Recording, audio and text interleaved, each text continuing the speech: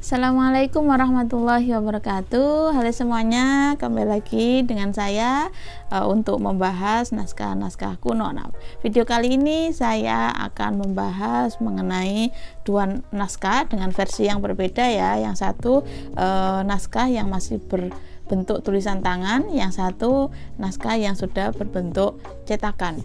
Nah, dua naskah ini sama ya, isinya itu sama. Nah, saya akan menjelaskan pada kalian semua mengenai isi atau persamaan dan juga perbedaan dari dua naskah ini, dari naskah yang masih tulisan tangan dan naskah yang sudah berbentuk cetakan.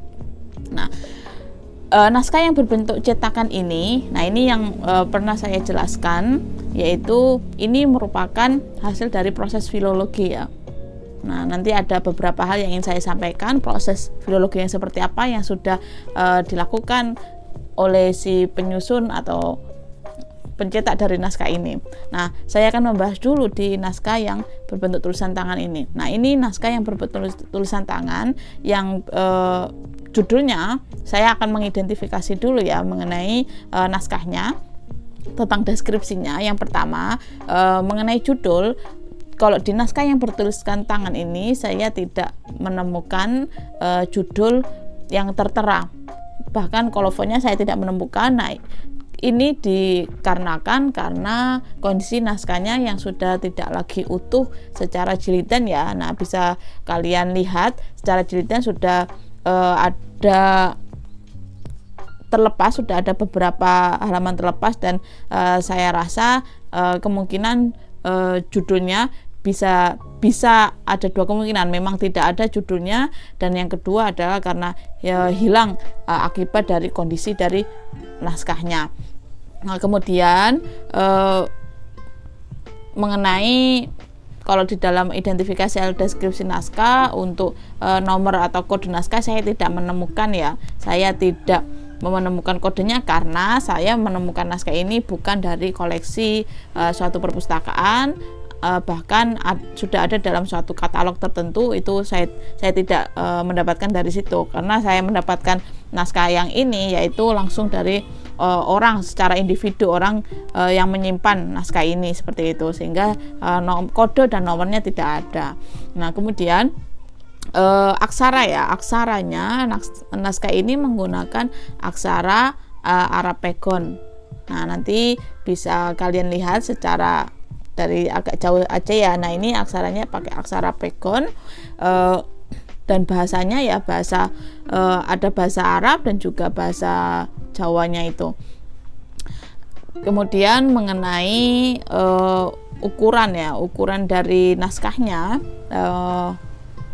karena saya tidak membawa penggaris sehingga saya tidak bisa mengukur dari ukuran naskah maupun teksnya ya. Nah, akan tapi saya akan menjelaskan mengenai jumlah barisnya dari setiap halaman di naskah ini. Saya tidak akan menjelaskan ke semua jumlah baris dan membandingkan berapa halaman yang jumlah barisnya segini dan berapa halaman yang jumlah barisnya segitu. Nah, saya akan memaparkan contohnya aja di beberapa halaman awal. Ini di halaman pertama itu jumlah barisnya yaitu akan saya hitung 1, 2, 3, 4, 5, 6, 7, 8, 9, 10, 11. Ada 11 baris di halaman pertama. Kemudian di halaman kedua, nah seperti inilah kita harus berhati-hati ketika memegang naskah atau manuskrip ya, karena kondisi juga sehingga harus sangat hati-hati. Nah, halaman kedua jumlah barisnya yaitu 1, 2, 3, 4, 5, 6, 7, 8, 9, 10, 11. Ada 11. Nah, beda. Halaman pertama dan kedua sudah berbeda jumlah barisnya. Yang halaman kedua tadi ada 11, yang pertama tadi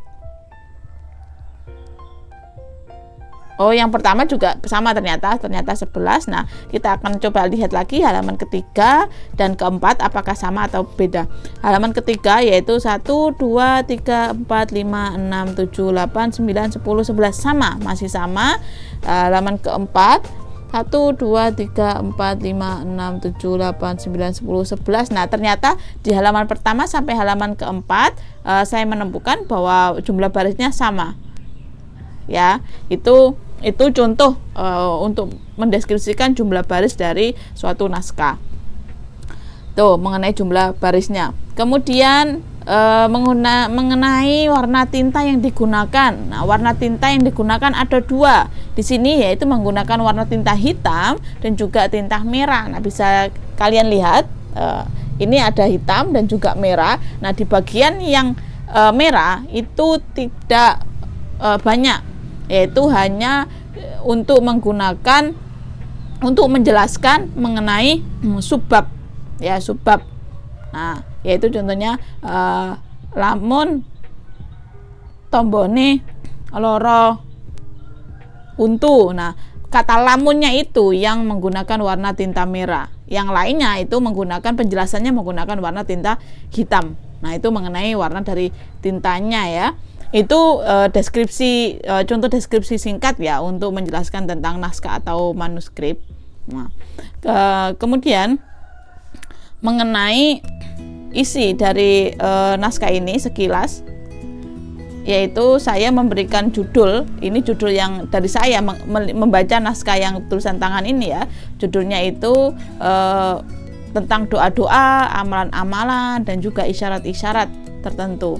Nah, itu isi dari naskah yang masih bertuliskan tangan ini. Nah, kemudian saya akan membandingkan dengan naskah yang sudah berbentuk cetak.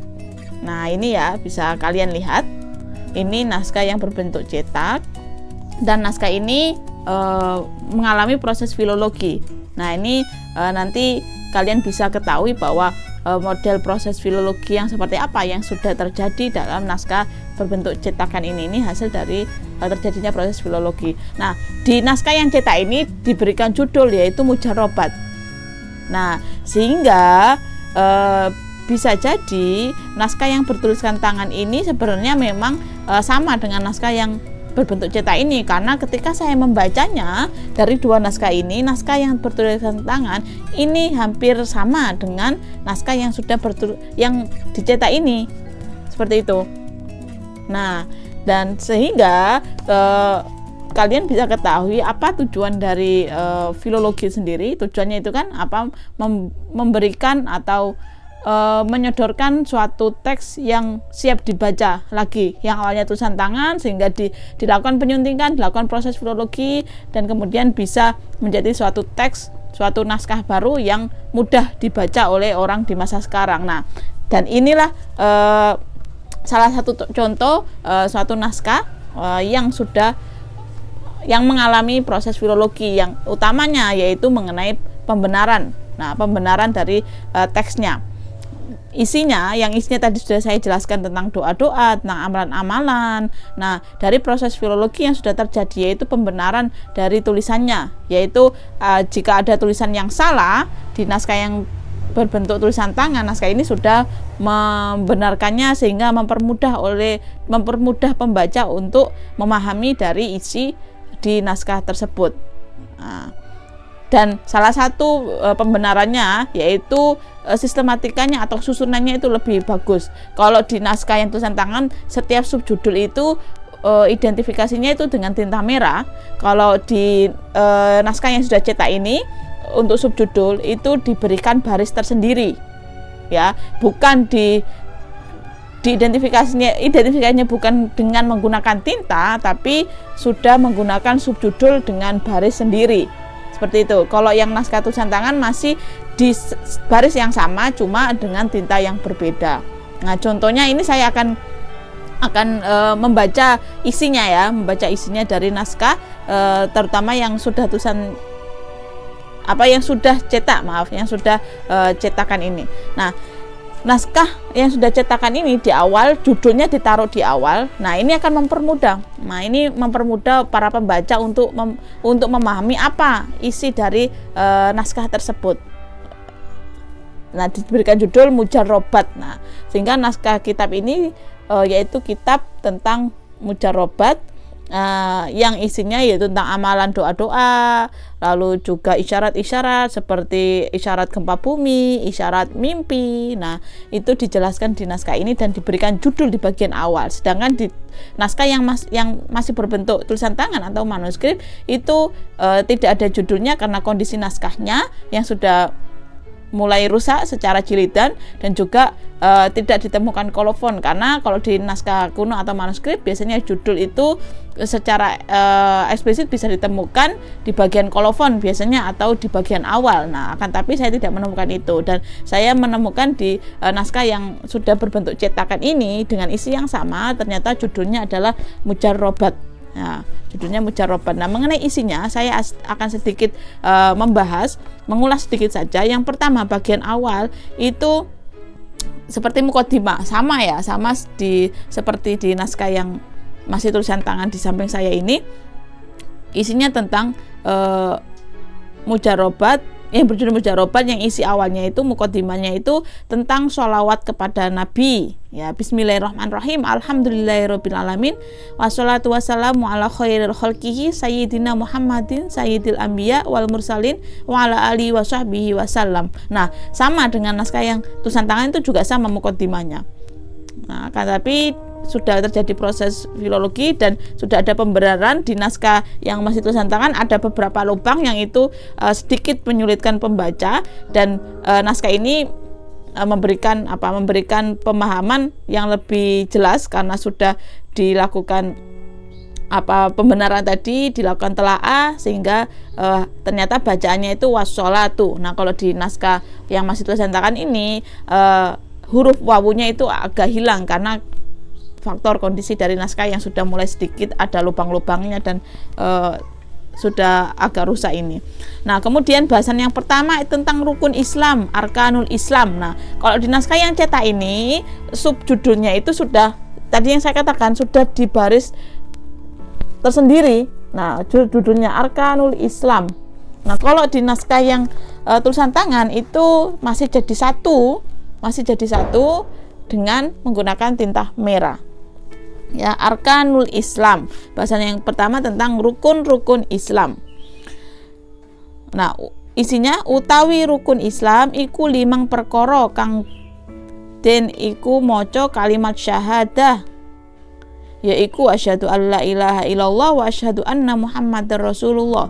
Tegese angesteni ingsun setuhune kelakuan ora ana zat kang sinembah kelawan sak benere ing dalem wujude angin Allah Subhanahu wa taala kang den sembah, kang dadekaken 7 langit lan 7 bumi lan sekabehe makhluk. Nah, itu isi awal tentang rukun Islam, menjelaskan itu sama persis dengan naskah yang masih tulisan tangan ini. Kemudian lan angeseni ingsun setuhune Nabi Muhammad iku dadi utusane Allah kang duweni sifat sidik, amanah, tabligh, fatona. Lan kepindhone jenengaken salat 5 waktu ing dalem sedina lan sewengi. Nah, menjelaskan tentang sifat dari Rasulullah, yaitu tabligh, amanah, fatona, sidik. Nah, kemudian juga menjelaskan tentang salat yang berjumlah 5 waktu seperti itu. Kemudian lan kaping telune puasa wulan Ramadan cukup 30 dina. Nah, rukun Islam yang berikutnya yaitu puasa, dijelaskan yaitu puasa Ramadan yang berjumlah 30 dina 30 hari. Lan kaping papat aweh zakat lamun wus teko artine sanisop lan tahune, yaitu zakat yang sudah mencapai nisabnya, yaitu 1 tahunnya, seperti itu. Isi berikutnya yaitu rukun Islam yang nomor 5. Nah, bahasanya seperti ini. Saya akan bacakan juga secara sama dengan teksnya ya. Lan kaping 5 munggah haji maring Baitillah al-Haram. Lamun ana sangune lan serta santosa dalane saking bekal lan nisbate wadon kudu kelawan mahrame lan kuwasa utawi rukune iman iku 6 perkara. Oh, ini sudah beda bahasan lagi. Nah, itu isi bagian awal kitab Mujarrobat ini, hasil dari telaah proses filologi dari naskah yang masih tulisan tangan ini, yaitu berisi tentang macam-macam rukun Islam dan isinya. Ya, tadi ada 5 kan? Nah, ada 5, yaitu syahadat, sholat, puasa, zakat, haji. Nah, itu sudah dijelaskan beserta beberapa penjelasan lanjutan sedikit tadi, seperti zakat, yaitu sudah mencapai nisabnya. Lalu naik haji, yaitu harus dengan mahramnya jika itu perempuan, seperti itu. Lalu kemudian sholat. Nah, sholat itu bacaannya seperti apa. Nah, itu isi awal dari kitab Pujarobat ini. Nah, bagian berikutnya di naskah yang sudah berbentuk cetakan ini masih ada lanjutan tentang rukun Islam tadi itu, tapi sudah bukan berkaitan, masih masuk subbab rukun Islam, tapi bahasanya sudah tidak lagi berkaitan tentang rukun Islam, tapi masuk ke rukun iman, ya, yaitu seperti ini isi teksnya. Utawi rukune iman iku 6 perkara. Suci ngimanaken ing Allah lan kepindhone ngimanaken ing sakehe malaikat Allah lan kaping telune ngimanaken ing sakehe kitabe Allah lan kaping 4 ngimanaken ing sakehe para rasul kabeh lan kaping 5 ngimanaken ing dina kang akhir ya iku dina kiamat lan kaping 6 ngimanaken ing pesten Allah lan pesten becik iku saking kersane Allah Ta'ala. Nah, di subbab yang sama, yaitu tentang rukun Islam, ada bahasan yang masuk di situ tentang rukun iman. Nah, di naskah yang masih berbentuk tulisan tangan ini, naskah yang aslinya yang belum mengalami proses filologi, yaitu sama akan tetapi pembahasan tentang rukun iman tadi, kalau di naskah yang tulisan tangan itu bahasan kata iman, rukun iman, kalimat rukun iman itu menggunakan tinta merah. Nah, di sini sebenarnya menunjukkan bahwa itu menjadi subbab tersendiri. Nah, akan tetapi setelah terjadi dilakukan proses filologi yang nantinya sudah berbentuk cetak seperti ini, itu digabungkan, hanya pemisahnya yaitu dengan adanya garis seperti itu.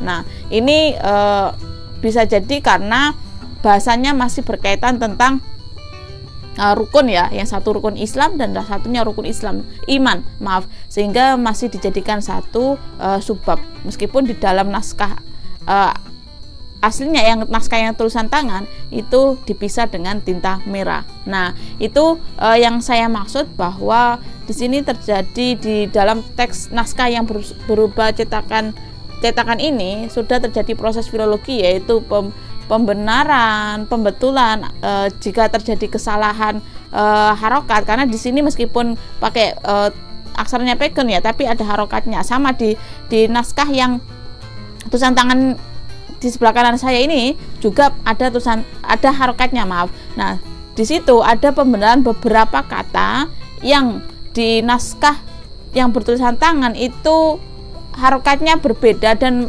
akan terjadi kesalahan pembacaan jika membaca di naskah yang masih tulisan tangan ini. Nah, di naskah yang sudah cetakan ini sudah ada pembenaran, yaitu misalkan di subbab yang bacaannya rukun Islam, arkanul Islam, kalau di naskah yang tulisan tangan di manuskrip sebelah kanan saya ini Islamnya mi-nya al-islami itu tidak ada harokat mi seperti itu. Nah, di naskah yang sudah berbentuk cetakan ini itu harokatnya dikasih harokat kasroh di huruf mimnya. Nah, ini menunjukkan bahwa ada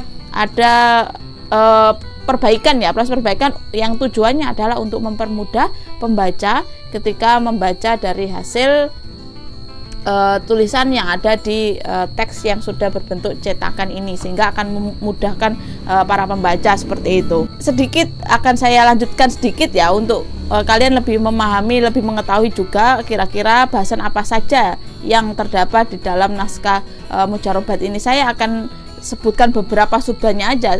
Tadi isi dari rukun Islam tadi sebagai contoh bahwa seperti itu model isi dari teks naskah mujarobat ini. Nah, kalau beberapa bab yang ada dalam kitab ini yang sama dengan kitab yang masih tulisan tangan ini, yaitu setelah rukun Islam, bab rukun Islam yaitu menjelaskan tentang bab sholat. Nah, di situ ada penjelasan tentang sholat, jumlah sholat ya. Di dalam sehari ada sholat duhur, sholat asar, maghrib, isya, subuh. Nah, itu dijelaskan. Nah, kalau di naskah yang masih tulisan tangan ini ya, itu penjelasannya ya penjelasan secara paragraf narasi seperti itu. Nah, kalau yang sudah berbentuk cetakan ini ada ilustrasinya. Nah, ini ada penjelasan yang mempermudah pembaca nantinya, yaitu di bagian kanan ketika menjelaskan tentang bab sholat, yaitu ada suatu kayak bentuk gambar bagan yang mempermudah bahwa sholat itu ada lima waktu, yaitu duhur, asar, maghrib, isya, dan subuh. Nah, ini ada ilustrasi bentuk gambarnya juga. Nah, ini itu tadi bahwa ada proses, isinya sama, teksnya itu sama, tapi ada proses perbaikan, pembetulan untuk mempermudah teks itu dipahami dan dibaca oleh masyarakat seperti itu. Nah, kemudian bab selanjutnya yaitu tentang sholat sunnah, macam-macam sholat sunnah, lalu niat sholat sunnah, lalu kemudian tentang mengurus jenazah, niat memandikan, lalu mensolati, kemudian ada penjelasan juga tentang fadilah Quran. Nah, lalu juga ada bab yang menjelaskan mengenai ini isyarat mimpi juga masuk di dalam naskah mujarobat ini. Nah, itu beberapa bab yang saya temukan ketika membaca naskah mujarobat ini dan membandingkan dengan naskah yang tulisan tangan ini, ternyata banyak kemiripan.